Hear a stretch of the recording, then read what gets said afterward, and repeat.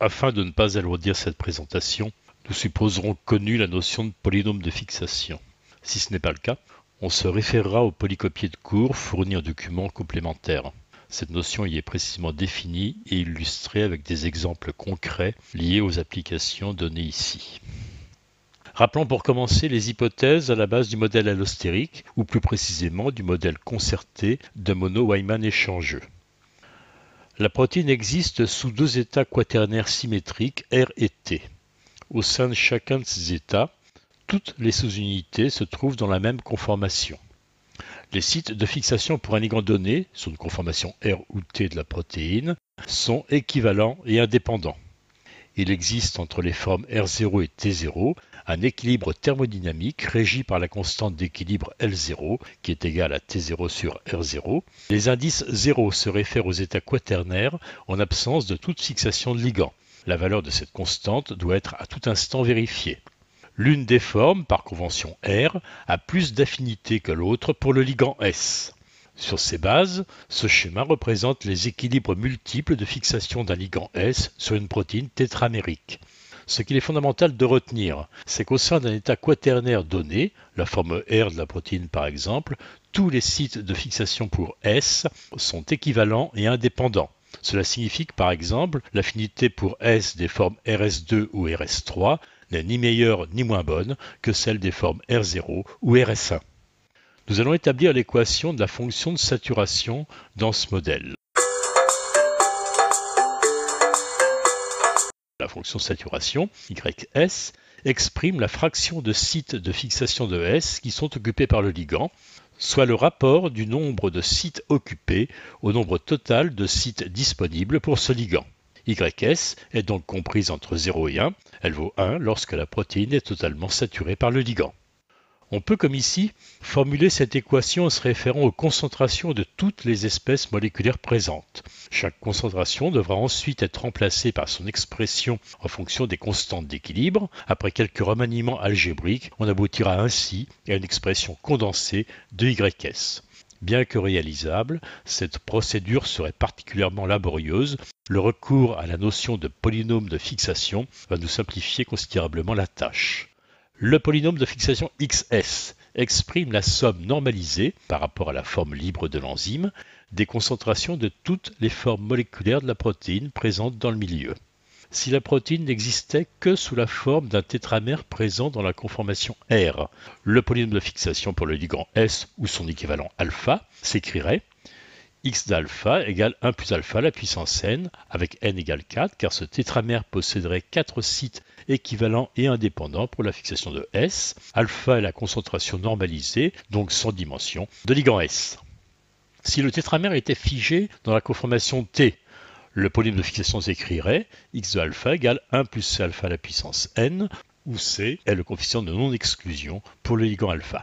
En réalité, la protéine se trouve en équilibre entre les formes R et T, cet équilibre étant régi par la constante allostérique L0. La somme totale des espèces protéiques présentes s'exprime donc sous la forme d'une somme pondérée des polynômes de fixation respectifs des formes R et T. Après substitution, développement et mise en facteur, on établit alors la forme condensée suivante du polynôme total de fixation du ligand S sur la protéine. L'expression de la fonction de saturation est directement déduite de celle du polynôme de fixation correspondant au moyen de la formule générale de Nemetis. Cette expression est une dérivée logarithmique qu'il n'y a aucune difficulté à développer puis à calculer. Au final, la fonction de saturation recherchée s'écrit son graphe y égale f de alpha pour avoir ou non une allure sigmoïde selon les conditions expérimentales et les valeurs choisies pour les paramètres.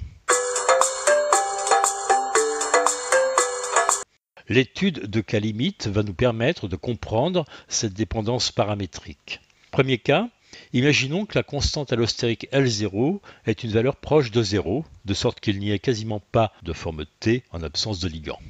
Dans ces conditions, les termes contenant L0 disparaissent de l'expression de la fonction de saturation et celle-ci se réduit à soit l'équation d'une simple hyperbole. La saturation est donc michaélienne, elle correspondra à celle de la forme R, la seule présente dans ces conditions, forme au sein de laquelle les sites de fixation pour S sont équivalents et indépendants. Deuxième cas limite. Imaginons à l'inverse, cette fois, que la valeur de la constante allosterique L0 soit très élevée, signifiant ainsi qu'il n'y aurait quasiment que de la forme T présente en absence de ligand. Dans ces conditions, au numérateur comme au dénominateur de YS, les termes contenant L0 sont beaucoup plus grands que ceux où ne figure pas cette constante, de sorte que l'expression de la fonction de saturation se réduit à, soit de nouveau l'expression d'une hyperbole. Nous observerons ainsi, dans ces conditions limites, la saturation michaélienne de la seule forme présente, la forme T, au sein de laquelle les sites de fixation pour S sont équivalents et indépendants.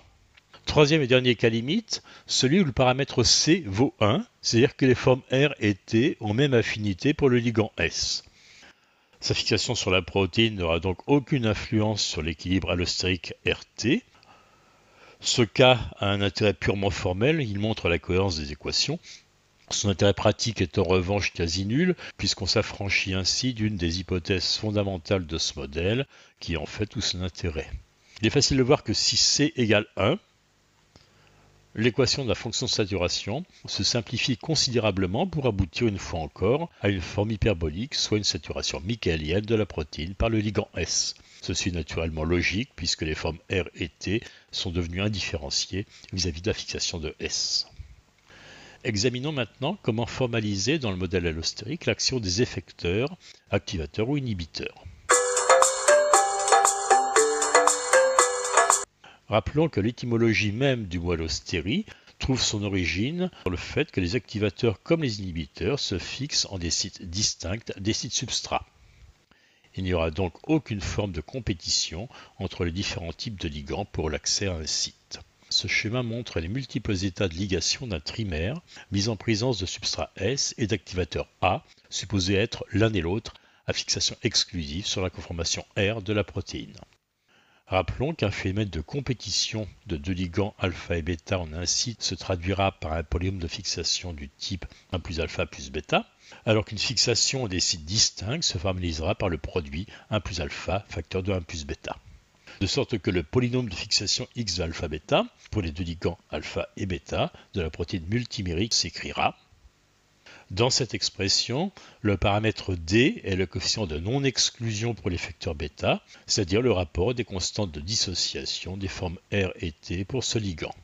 Si D est inférieur à l'unité, c'est que comme le ligand alpha, bêta se fixe mieux sur R que sur T, il s'agit donc d'un activateur. Inversement, si D est supérieur à l'unité, c'est que bêta a plus d'affinité pour T que pour R, il déplacera l'équilibre allostérique de manière antagoniste par rapport à ce que fait le substrat, bêta est donc un inhibiteur. Comme précédemment, on passe de l'expression du polynôme de fixation à celle de la fonction de saturation au moyen de la formule de Nemetis. Si l'on étudie la saturation de la protéine par le ligand alpha en présence de l'effecteur bêta, c'est-à-dire que l'on fait varier alpha en gardant bêta fixe, le polynôme de fixation sera dérivé par rapport à alpha, soit... Et finalement, l'action de l'effecteur bêta est donc simplement de changer la valeur de la constante allostérique L0 en une constante apparente L'0, donc de déplacer l'équilibre conformationnel initial entre R et T. Ainsi, la fonction de saturation d'une protéine ayant pour constante allostérique L0 égale 10 puissance 4 aura l'allure suivante, pour un jeu de paramètres C et N donnés. Si un activateur fait baisser la constante L0 à une valeur apparente de 10 puissance 3 et qu'un inhibiteur l'augmente à 10 puissance 5, l'effet sur la courbe de saturation de la protéine par le substrat sera immédiat. Il faudra moins de substrat pour atteindre la demi-saturation en présence d'activateur, courbe verte. Il en faudra davantage en présence d'inhibiteur, courbe bleue. Si l'activateur est saturant et qu'il se fixe exclusivement ou quasi exclusivement sur la forme R, il sera capable de déplacer totalement l'équilibre allostérique vers cette conformation. La saturation par le substrat alpha sera dans ces conditions michaéliennes puisque la forme R sera seule présente et que ce substrat n'aura plus aucun équilibre RT à déplacer. D'un point de vue mathématique, plus l'activateur est à fixation exclusive sur R, plus il fera tendre la valeur de L'0 vers 0, et donc plus l'équation de la fonction de saturation par alpha se rapprochera de celle d'une hyperbole. Nous n'avons évoqué ici que les fonctions de saturation. Ceci est parfaitement adapté à la situation d'un transporteur comme l'hémoglobine, ou même à celle d'un enzyme dont on étudierait les propriétés de fixation des ligands. Mais dans le cas des enzymes, il est plus fréquent d'avoir affaire aux fonctions de vitesse, La situation n'est pour autant pas plus compliquée si l'on admet l'hypothèse très généralement retenue selon laquelle la vitesse de la réaction catalysée par un enzyme allostérique est proportionnelle à la fonction de saturation par son substrat. Cela revient à considérer que les formes R et T de l'enzyme ont même constante catalytique. En cas de nécessité, il n'est guère difficile de lever cette hypothèse simplificatrice. On trouvera dans une autre vidéo complémentaire un exposé des principes et de la logique du modèle allostérique dans une présentation expurgée de tout formalisme mathématique.